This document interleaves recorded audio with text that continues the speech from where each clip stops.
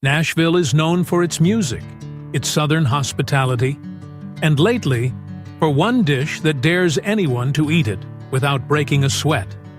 Imagine a piece of fried chicken so spicy that it doesn't just bring tears to your eyes. The burn lingers, yet you can't stop reaching for more. The secret behind Nashville hot chicken isn't just the generous hand with the cayenne pepper or the pile of pickles on soft white bread. The story goes deeper. It starts, oddly enough, with a feud. Here's something few cities can claim. Nashville's signature dish began as a form of revenge. According to local lore, a woman cooked her partner what she thought would be a punishing breakfast, one so fiery it would send him running. But what was meant as payback took an unexpected turn. Instead, he liked it. He liked it so much that he made it his business. And that is how Nashville hot chicken, a fiery plate meant for punishment, turned into one of the most beloved dishes in town. Nashville wasn't always the city of hot chicken. It began as a place shaped by its rivers, its farmland, and its crossroads. The ground here holds a story. Long before Music Row, Native American civilizations flourished along the Cumberland River. The land's rich natural salt springs drew both people and animals, earning the early nickname French Lick. Years later, settlers, then fur traders, realized the landscape would shape what people ate, the lives they lived, and how they moved. By the late 1700s, Nashville's position on this slow, meandering river allowed it to become a major trading post. It was a sticky, humid kind of place, the summer air heavy with the promise of crops and the sweat of hard labor. Here, fields grew green and thick. Tobacco, then cotton, and eventually everything from greens to corn for distilling whiskey. The water, fertile soil, and mild winters made for a place where agriculture thrived, feeding both black and white communities and binding them to the land. Yet the city was always more than its crops. Nashville became an arterial point in the South, a linchpin between North and South, East and West. It grew not just because of what could be grown or fished, but because so much could be traded. First on the river, then on the railroad. Foodways collided. The tables of Nashville started to mix influences from the Delta, from Appalachian hills, from families coming up from Georgia, or drifting down from Kentucky. If you wanted to sell what you grew, or share what you cooked, there was never a shortage of hungry mouths. The kitchen became its own crossroads, one where African-American traditions met Southern staples. The climate did its part, too. The summer's oppressive heat forced kitchens to become creative, relying on preservation and bold flavors. People reached for pepper and vinegar for more than mere taste. They preserved, they covered, they made old chickens edible again. In Nashville's black neighborhoods, kitchen innovation was born under necessity and constraint. And as the city's population boomed after the Civil War, the demand for bold, memorable food only grew, carried along by a swelling African-American community seeking autonomy and connection amid the strictures of segregation. In the story of hot chicken, geography and climate are only the opening chapters. The dish's roots run deepest in the lived experiences of Nashville's African-American communities, people who navigated challenge, tradition, and change to build something distinctly their own. Hot chicken did not materialize overnight. It was shaped by hands, by history, and by a city in flux. For generations, black families in North Nashville passed down recipes and survival skills, weaving together the culinary traditions of the South with the flavor memories of the Great Migration.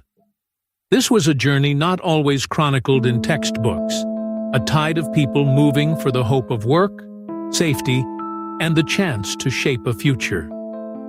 In the first decades of the 20th century, as Nashville evolved into a booming post-war trade and railroad hub, New communities brought their foodways: fried fish, greens, cornbread, and, crucially, fried chicken, already essential at Sunday dinners and church socials. But the history of hot chicken coalesces around a single family name: Prince. The legend goes like this. Thornton Prince, known for his charisma and his late nights, came home one morning to a furious girlfriend. She fried up his chicken, but made it blisteringly hot with pepper. A culinary payback. The moment could have ended there. A lesson learned or an argument lost. Instead, Prince loved the dish. With the help of his brothers, he began selling the spicy fried chicken by the mid-1930s, according to anecdotal evidence. The stand that became Prince's Hot Chicken Shack was officially founded in 1945. This act of turning private drama into public flavor is where the Nashville story flickers from myth to fact. Anecdotal evidence supports that spicy fried chicken had become a staple in local black communities by then, and the popularity only grew as word, then long lines, spread. What happened next was a pattern seen across segregated America. Necessity became innovation. Early versions of hot chicken were sold from black-owned cafes and community kitchens, sometimes from back doors during the era of Jim Crow. Prince's Hot Chicken Shack, which eventually emerged from the original BBQ Chicken Shack, started modestly on 28th Avenue and Jefferson Street. These were vital corridors for Black life in Nashville, hubs for business, music, and food. Stories from the time hint at white customers braving neighborhood boundaries. And Prince's, like so many businesses then, reportedly built a separate dining room to accommodate the era's social realities. Ownership eventually passed down to Andre Prince Jeffries, who maintained and grew the shack's reputation. Throughout the decades, the recipe, marinated chicken, fried, and painted in a searing cayenne lard paste, remained fiercely guarded, a kind of edible heirloom. Other restaurants rose to join Prince's, each bringing their own riff, but all tracing their origins to a story of migration, adaptation, and the perennial drive to thrive. Here's the receipt, the official designation by the James Beard Foundation as an American classic in 2013, a public acknowledgement of a family's private legacy grown into a city's pride. Yet migration was never only about people moving in. It was about ideas and flavors moving out. As Nashville's population shifted and the South itself changed, hot chicken began crossing neighborhood, then city, boundaries. Gradually, what started as comfort and rebellion for one family and one community became an emblem of possibility, resilience, and flavor for a city trying to define itself in a new cultural era. And as the world would soon taste, the movement of people and food was only just beginning. If history gave Nashville hot chicken its story, economics gave it its staying power. Hot chicken, at first glance, is humble. No expensive cuts, no precious ingredients. The dish relied on what was plentiful: fryer chickens, day-old bread, basic pantry staples, and a powerful punch of spice from dried cayenne. For the city's black working class, this affordability was practical. Marinating and frying made even older, tougher chickens crave-worthy again. Add bread and pickles, affordable, accessible, filling, and you feed a family or a crowd for little more than the cost of seasoning. But the economy of hot chicken is also about hustle. The Prince family started selling their recipe at a neighborhood cafe, not a grand dining room. This pattern followed the rhythm of black entrepreneurship across Nashville during segregation. Make do, innovate, pull customers in by word of mouth. The creation of a separate dining area for white customers at Prince's speaks to the era's hard boundaries, but also to the business savvy of making a dish so irresistible that it crossed social lines. When hot chicken lines spilled out the door, they quietly rewrote the city's codes. Sometimes, for a plate, people would quite literally cross the street. The timing helped. Nashville grew as a river city, then a rail hub.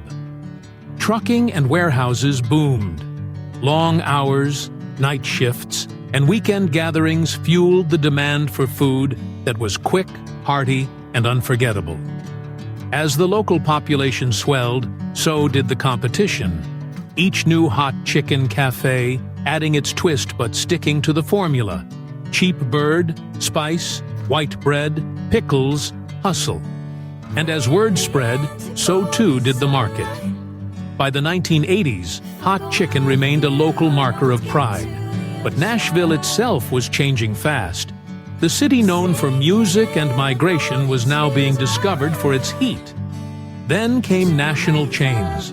KFC rolled out Nashville Hot in 2016, and suddenly the flavor that started as a revenge plot appeared in fast food wrappers across America and far beyond. The economics had flipped. Now being Nashville Hot meant a premium, a brand, and an export. Yet at the core, the reason it thrives is still the same.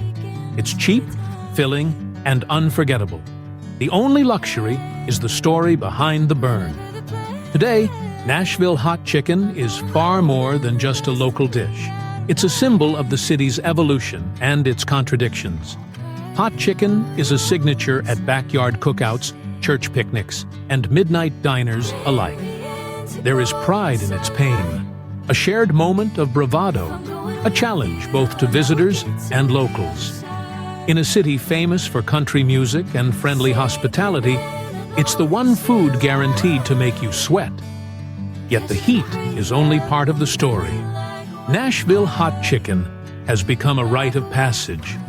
For Black Nashville families, it holds the weight of memory, of Sunday suppers, entrepreneurial risk, and lines winding down once segregated streets. Across the city, restaurants claim their own fiercely guarded spice secrets, all descendants of the same legend. But the dish's fame has stretched far beyond Tennessee. Fast food chains and high-end chefs have put it on menus from Chicago to Seoul, turning the city's pain-pleasure equation into an international craving. The name Nashville Hot now appears on products from snack chips to frozen entrees, a sign of culinary status few dishes ever reach. Still, here's the surprising part. Even as the world rushes in, the old places in Nashville keep the ritual unchanged. At Prince's, Andre Prince Jeffries still presides over a careful process. Each pepper-laced piece served on white bread, with pickles to cut the burn. Customers line up for a taste of the city's history, knowing that with every mouthful, they're taking in a story as much as a meal. Hot chicken remains a test, a brag, a badge, and, for many, a link to the complicated struggles and triumphs that define Nashville itself. The truth about Nashville hot chicken is this: what began as an act of retribution has become a city's signature, a comfort, and a challenge, all wrapped in crisp skin and cayenne. Its popularity is proof that a dish's meaning can flip, punishment into pride, rivalry into ritual. The legend of Thornton Prince, the burn that keeps fans coming back. These are more than stories. They're reminders that food is never just food. It's invention born from circumstance and sometimes from a little drama.